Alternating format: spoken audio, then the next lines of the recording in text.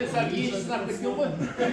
Sonra nasıl bak sen balam жағдай келін жағдай bileyim de partner kepti yeni çalıştın.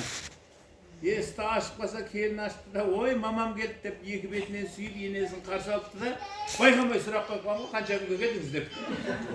Sonra söz eskisi yenesi tırsıp kaptı da sağan nadayel boğança geldi dep.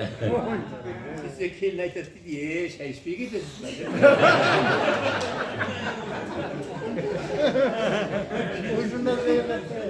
Kuzlarda tömürөгүндө өткөн менин нағашым кулан алда берген улдөгүн акын сол өзүнүн бир бай туратын жылкысы көп бие сауып аткан ауылга инесинин үйүнө келип кийиз үйгө кирген кезде келини жактырмай кудай мына сорунду кайдан жеткизди депти. Анау эстип коюпту, бирок эстип койсо да амал жок, дастарканын шетине отурат, бауырунун үйү го. Самоонго сок салмай сууп койгон чайдан 2-3 көсө куюп берет. Ашуланып орнунан туруп кете берген кезде босағада толып тұрған сабада қымызды көріп, "Ай, мына сусын бар екен ғой, келін, осыдан берсейші" деп далаға шығып тұрады. Келіні шығып тұра, орта кесені алып барып, талдың көлеңкесінде күбіден піскен еріне кеп кетті. Ашып кеткен. Сосын ашуланады дағыны артына мініп жүре бергенде жаңа інесі кеп қалады, қасында 5-6 уәкілі бар, сол ауылдың биі анау. "Ей, мен бауырымды қапты, қатын қазан көтер" депті. Анау атын байлауға кеткенде әйелінің тілінде тыйым жоқ деп, "Есілар еркек деген еркекке бұлар не құдай алмайды, басқа алмайды, өмірінің қазір болды, осы бәлелерден құтылатын күндарма жоқ, азаннан кешкенде аңдығандар тамақ, күннің ыстығында ошақтың басында жүре беру оңай ма екен" деп, анау енді автомат сөйлеп жатыр дейді. Оны ана күйеуі білмейді, қайтып келсе анау аттан түспеген. "Ей, неге түспейсің аттан?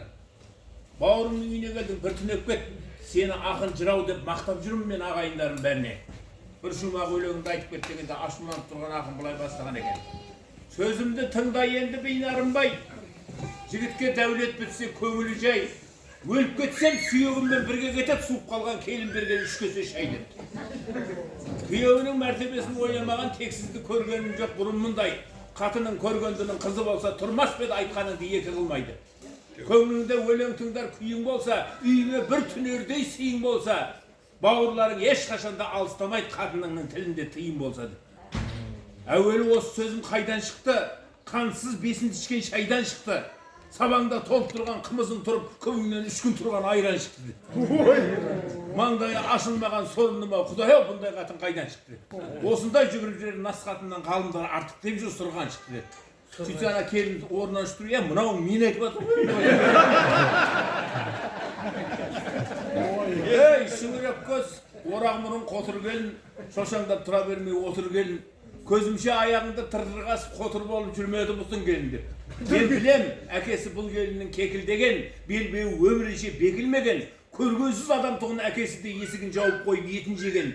Жабы шіркін пар келмес арғымаққа, есеп жоқ қой Құдай берген саған бақта. Дүние деген не ол, қазынадан жетер деймін, талап қыл текті жерден қыз алмаққа. Көргенсіздер ер қадірін қайдан білсін, болама сөйлемесем түртіп шапқа. Бұл сөзді мен айтпасам кім айтады шырағым, ағаңның насихатын ал құлаққа" деп адына қамшылап.